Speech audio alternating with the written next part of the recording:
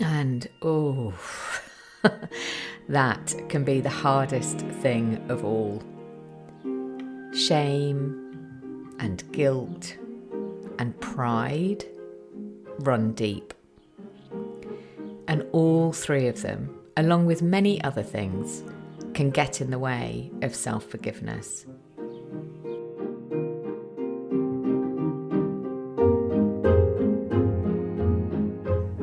Welcome to the podcast that's all about deepening our self-awareness with profound self-compassion. I'm Henny. I write, coach and speak about how exploring our inner world can transform how we experience our outer world, all founded on a bedrock of self-love.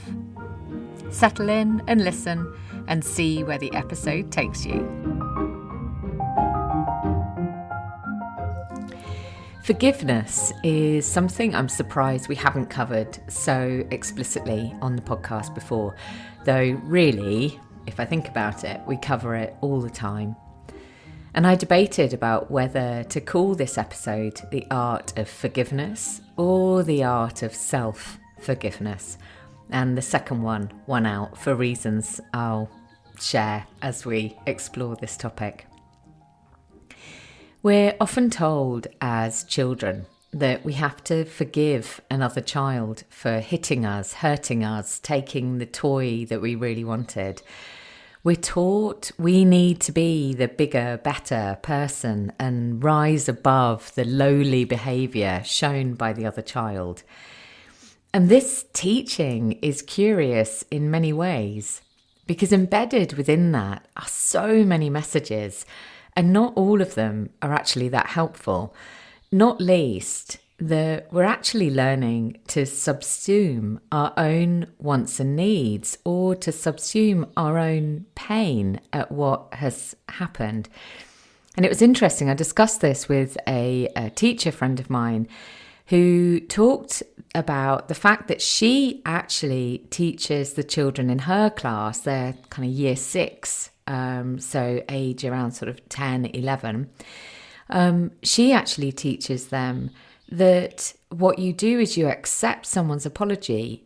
You don't have to forgive them, but what you do have to do is accept that they have apologized. Have to? Maybe I'll check with her whether she actually teaches that, but I think the essence is that she recognizes that when we do teach children that they have to forgive another child for hurting them, that is a lifelong lesson that they're taking on into adulthood. And I'll talk a bit more about why that can be not so useful at times. Because in relation specifically to forgiving others, a teacher of mine told me a few years ago that forgiving someone was actually part of creating and maintaining an invisible hierarchy. And it means that when we adopt a stance of forgiving someone else, we're saying, I'm in some way better than you. I am being so magnanimous, expressing such largesse that I can be the bigger person and say, you are forgiven by me. Lucky you that I am so forgiving. Which takes us straight back to that moment in the playground when we get praise from the teacher for being good and forgiving, looking down from our lofty height on the child that did wrong, and that establishes a hierarchy. When we all know that the stuff that contributes to our actions is actually very far from a clean line between right and wrong. Things are rarely that binary. And I'm reminded of the quote in the Bible, let he who is without sin cast the first stone. So the challenge as adults with this stance is that when we're the one in the wrong, particularly when we feel guilt or shame for what we've done, what we're really looking for isn't forgiveness, but acceptance. We might say that we want forgiveness, of course. It might even be the thing that we ask for. But my sense is that we really need to forgive ourselves first. And I'll come on to that in a moment. But when we are accepted by someone else with all our flaws, it means that despite having done or said something that was in some way outside of what we and they wish had happened, that we are still valid, that we are still accepted as the flawed human we all are, that we haven't been rejected, thrown out of the tribe, abandoned. Acceptance is what it means to express unconditional, positive regard to everyone, regardless of who they are and what they've done. And oh my word, that can be so hard. And it's the stance of the therapist, the coach, the counsellor, to accept the person they're working with fully. So my teacher would say it is not our job to forgive someone else. It is our job to accept them as they are. And for me, it's really important to say this doesn't mean condoning their actions if they've hurt us or others or themselves, or behaved in ways that we know are beyond what is truly beneficial or that aren't aligned with the highest good. It means the simplicity of seeing, acknowledging, and still accepting them as human. And with that clarity comes choice. For example, we don't need to keep forgiving someone whose behaviour never changes and who keeps hurting us or others. We can choose to accept someone and choose not to give them more of our time, energy, power, attention than is absolutely necessary. Recognising that this place of choice can often be complex and non-binary too, and nothing is ever really straightforward. But the important thing is to open ourselves up to seeing that there might be another way of addressing this whole idea of forgiveness. And, I find this interesting to explore. And also what I find interesting here is that we can use this stance of acceptance as another means of creating healthy boundaries without getting lost in the story of what was done by whom. And we can leave that person to do the work of learning how to forgive themselves, and from there make any amends or changes they may choose to make. Because of course we often say, I forgive you, when really we still resent that person and whatever they did.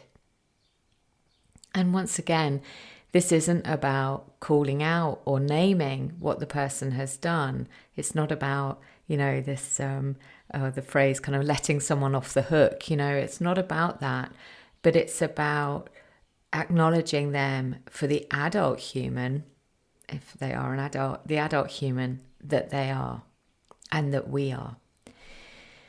So whether this idea of it's not our job to forgive others resonates with you or not, or resonates yet with you or not, perhaps there's something in the idea that without that deep acceptance, forgiveness can be meaningless.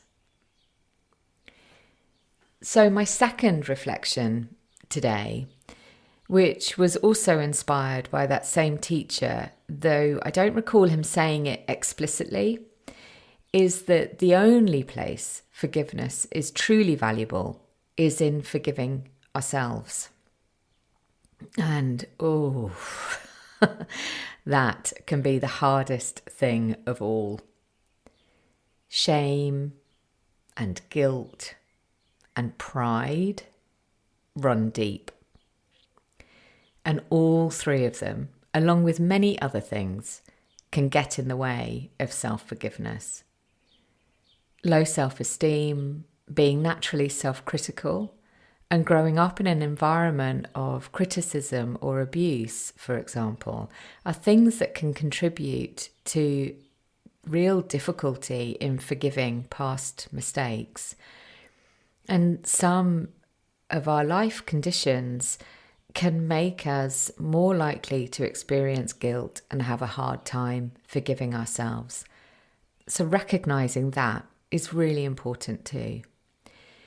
But if we accept the stance that to be fully present and loving in the world, we need to begin with ourselves, then it's important to remember that love is forgiving as well as love is forgiving. I love that little play on words. And when we shine this light of love on ourselves, we can find self-forgiveness also becomes more possible. So, how? How do we do that? Well, as part of preparing for today, I Googled that question and there are so many sites offering up the 4, 7, 12 steps, plus the 5 A's, the 4 R's and the golden rule, all reflecting on different aspects of self-forgiveness. That, to be really honest, I actually became a little confused myself. And ultimately, I think, this is, a poll of one, that learning self-forgiveness and learning how to release feelings of guilt is something that takes time, and accepting that is part of the process. Often, when we're stuck in the place of shame and remorse, we can find it hard to accept what we have done or said, etc. And we can become rigid, perhaps turning the tables so we find ways to blame the other person or blame something outside of ourselves instead of accepting our own accountability. And I'm going to do another episode on this actually, because I think this is really interesting, how we divert attention away from ourselves in order to shift accountability for our own actions. And I know I've done this. I do this. I'm human, and we all can do it at times. For me, it's particularly when my inner child or inner adolescent is in charge. The embarrassment of having got something really wrong makes me want to blame someone else for me feeling so bad. Or I resort to being cross with myself for not managing my internal dialogue better. And so the cycle becomes vicious rather than virtuous, and, all the parts start getting agitated. Lord love them. So recognizing what we're feeling is vital. Really, really recognizing it. Seeing the layers of emotion, the resistance, the pain, the shame, the embarrassment, the guilt, the remorse, the pride, the unwillingness to admit mistakes, the unwillingness to admit weakness, the unwillingness to be vulnerable, the desire to cover it all up and just pretend everything's okay, the desire to fall on our sword and wail that everything is our fault. Maybe some of that you recognize, maybe all of that. And, it's the joy of the human paradox that it can all be present simultaneously. And then once we've been through this phase of recognition, then we need to enter that stage of allowing ourselves to feel the bad feelings. I've put the word bad in enormous air quotes because there really isn't anything bad about what we're feeling. It's simply information that we can choose to use in a number of ways. So we could sink down, hide out, retreat. We could attack, blame, resist, or we could acknowledge, accept, and allow. And then it's about investigating What might be running alongside or beneath these feelings? Has some wounded part been triggered that's contributing to how you're feeling? Maybe amplifying what's going on beyond what it might ordinarily spark within you, making it harder for whatever reason to forgive yourself. Maybe seeing, is there a pattern here? Something that you notice keeps showing up, maybe in the way you're responding to something outside of you or to the environment that you're in. Perhaps meaning you're behaving in ways you don't really like or that you don't feel like when you're truly in your adult self. I mean, my goodness, I recognize that in me. There are some environments where, for whatever reason, I still need to develop and deepen my understanding of what activates parts of me when I'm in certain group dynamics or certain geographical places or spaces. And the other thing here is about investigating, are there patterns in how you're feeling about yourself? So really bringing that healthy, kind, compassionate curiosity to what we're investigating and not slipping into judgment about it. And this is where nourishment comes in, to care for ourselves, to hold ourselves with deep self-compassion, not berating or attacking ourselves for getting something wrong or for keeping on getting something wrong. This is where, too, the opportunity comes for seeing if there's something we can do to resolve what happened, making amends, apologizing if needed, rather than ruminating and, wallowing about in that sticky sea of shame that can start to well up around us. And I say that as someone who, given half a chance, would love to have a good wallow. And when we simply ruminate rather than proactively reflect, we can get stuck in these negative thought loops. But when we proactively reflect and embrace the idea of practical compassion, which I think this is all part of, then we can focus on what we've learned and plan how to move forward. Now, you might have noticed that this process I've just talked us through is made up of 4 stages that spell the mnemonic RAIN. And for lovers of Tara Brach, this will be very familiar to you. Recognize, allow, investigate, nourish. And it's a tool that we can apply to so many things and that feels very, very powerful in practicing the art of self-forgiveness, which, as I've said, can be extremely hard to learn because there's stuff that we have to unlearn first. So my invitation here is to look inside now, and actually there's a lovely journaling prompt here if you're a journaler, is to begin with the question, what is asking for my forgiveness? And God, even as I say that, I mean, that is a weighty topic to explore and, incredibly valuable. So it might be something from the past. It might be something from yesterday or 5 minutes ago. So how would it be to take yourself through this process? And again, you could do this in your journal or you could just do it on a walk, whatever feels good for you. So recognize, what is it and what are the emotions that come with it? Allow, sit with whatever is coming up without trying to shut it down or suppress it. Investigate. What do you see when you observe with compassion? Nourish. How can you nourish yourself to support yourself as you move through any learnings from this experience? What can you choose to change with love?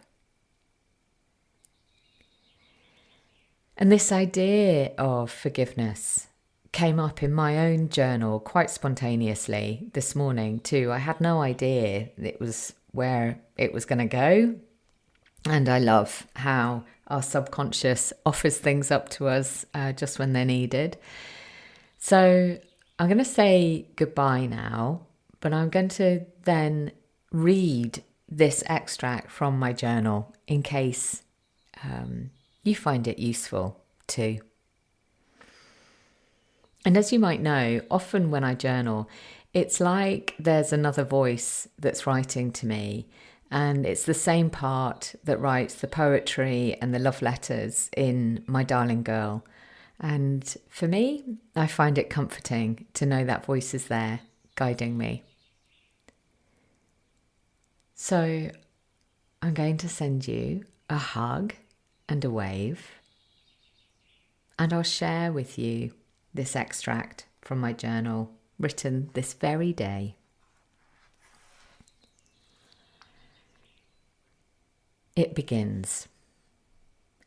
Place it all behind you. There is no need to keep repeating regretted words of the past.